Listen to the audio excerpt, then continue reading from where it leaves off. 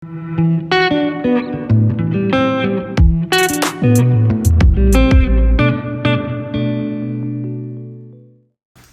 morning! Such a gloomy day. Gloomy. Pero it's Sunday and maglinis muna tayo. Tara!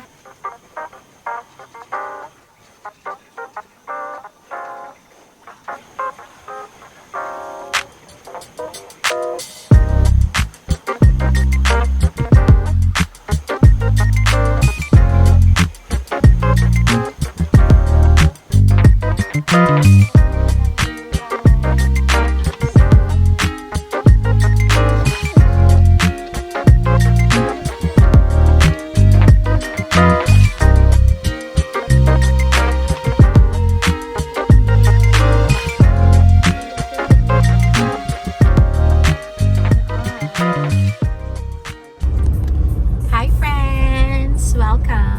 Welcome back. So dapat may work ako tonight. 4 hours lang naman, pero na-cancel kasi after namin mag-clock in, nagkagulatan na sobra-sobra ng empleyado. But then again, I don't feel bad at all kasi at least nabayaran na ako ng 2 hours kahit na 40 minutes lang ako nag-stay doon. And ako na rin yung nag-offer na uuwi kasi ako yung pinakamalapit na bahay. Yung mga ibang katrabaho ko ang lalayo. So, you know, I kind of feel bad na hindi magiging sulit yung pagdadrive nila ng malayo. So, ayun. Ngayon, pauwi na kami pero naisipan namin na dumaan sa Pacific Coast Highway para manood ng sunset. Pero parang cloudy. So, we'll see. Hopefully, maabutan natin yung sunset kasi alam ko in a few minutes, pababa na yung araw. So, samahan niyo ako. Tara! Ayan guys, andito na tayo. Walang sunset. Sabi ko na nga ba, because it's gloomy. Pero, grabe naman yung view.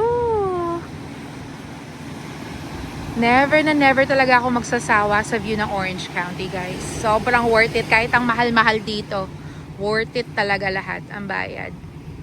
Ay, baba tayo doon. Tara.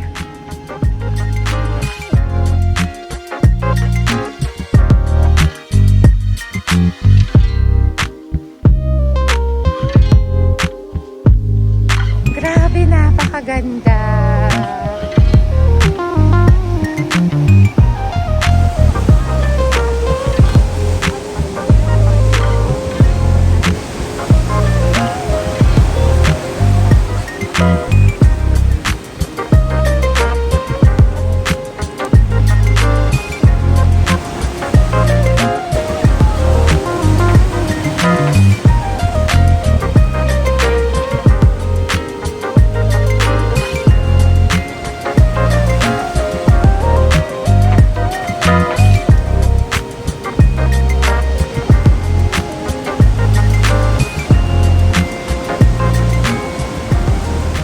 Okay guys, dahil lumalamig na, naka-jacket naman ako pero nilalamig ako. So imagine si Dale, wala siyang jacket. So, kinikilabutan na siya. So kailangan na namin umalis. Okay, mag-walking muna tayo. Magpapawis ng konti.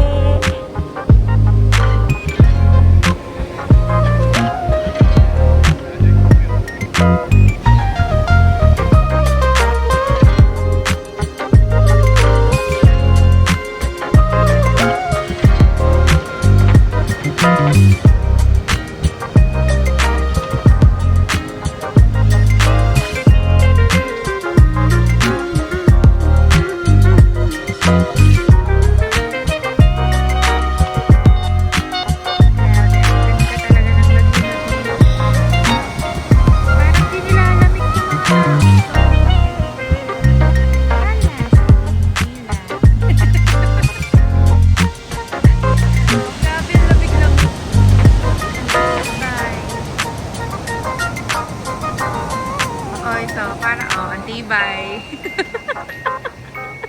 Tara na nga, uwi na nga tayo. Kawawa naman. Idea mo talaga to.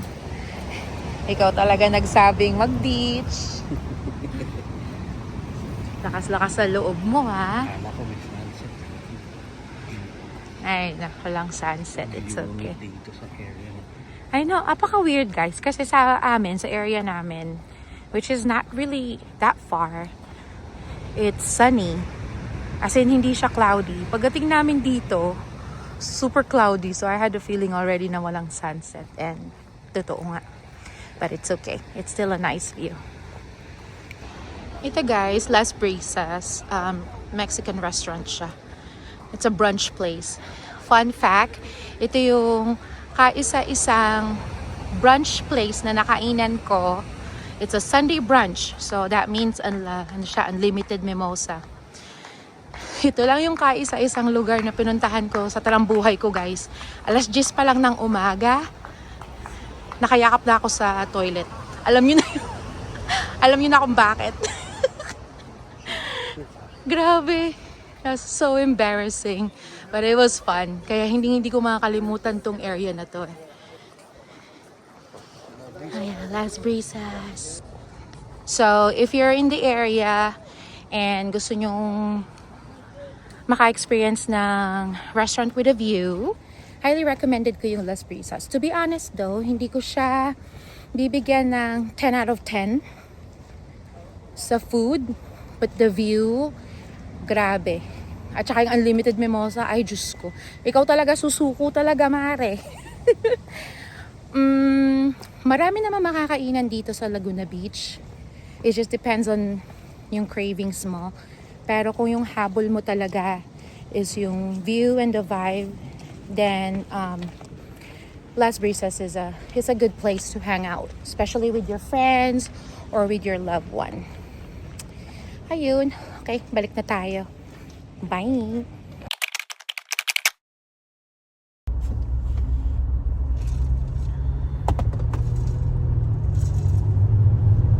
Good morning! Another work day. Excited ako kasi alam ko it's gonna be a good day. Well, I'm manifesting it. It's gonna be a good day. And I really believe depende rin talaga sa mga taong katrabaho mo. And yung mga makakatrabaho ko today, sobrang ano lang nila, calm and super light, always making jokes. So, alam nyo yun, kahit na hectic sa ER, maraming laging ganap, they make everything just fun. So, I'm very positive na it's gonna be a good day. Kahit na 12 hours ang shift natin, parang ang bilis lang ng oras when you're looking with fun people. It's a nice weather outside, so sayang lang hindi tayo day off para makagawa ng anything fun. Gusto ko sanang mag-hike this week. Wow, ang tagal ko nang huling naka-hike guys, as in months na. So parang gusto kong bumalik sa pagiging active talaga, kaya kung ano-ano mga pinagtatry ko. And meron naman kaming trail na malapit sa bahay, and I was like, you know what, I think I wanna go hike just a little bit. Hindi naman yung talagang super hardcore na katulad ng dati. Wow, hardcore. Dati kasi guys, kung saan may invite, go lang ako ng go. Kahit alam ko naman na sobrang hagardo talaga. Hindi naman ako talagang super na hiker, pero mahilig ako magsasasama pag may mga invite. So ayun, parang naisip ko lang na, you know what, this week I'm gonna be better. And nakita ko yung schedule ko, nakalimutan ko, ang dami ko palang pinick up kasi meron kaming isang employee na naka-LOA. So maraming opening. Sabi ko, ay, samantalahin para may kita. Anyway, before pala ako dumiretso dito sa work, may dinaanan muna ako. Syempre, another marketplace find. Look at this guys, napaka-cute. It's a mushroom mushroom lamp. And USB lang siya. So, i-charge mo lang siya and then iilaw na. Diba? Ang cute kasi I've been wanting this kind of lamp dahil dati gusto ko to sa sala. Gusto ko ng maraming maliliit na mga lamp na ano lang yung warm lang yung light niya. Pero I need another lamp or I need another ilaw doon sa extra bedroom namin, yung dating bedroom ng anak ko, na parang ginawa na namin siyang closet slash office slash storage at saka pang bisita na rin. Meron lang kaming isang floor lamp doon, pero sobra niyang light na parang kapag binubuksan mo sa gabi, pag naghahalongkat ako ng mga gamit-gamit, ang dilim pa din. I think kasi yung window niya, malaki-laki naman yung window, pero ewan ko ba, it's not getting enough light kahit sa daytime. Kaya bumili ako ng isa pang lamp. Akala mo naman ang laki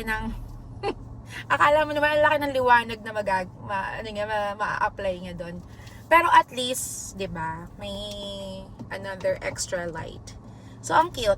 $5, 'di ba? Kapag binili mo 'to sa ibang store, ay pag binili mo siyang brand new or sa ibang seller, ang mahal-mahal.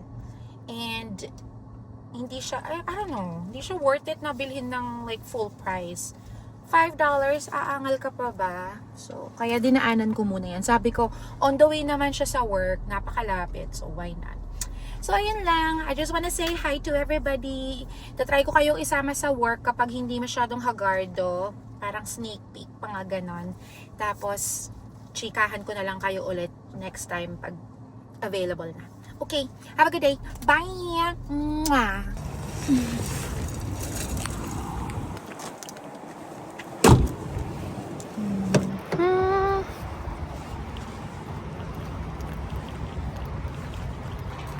Oh, thank you. Appreciate it.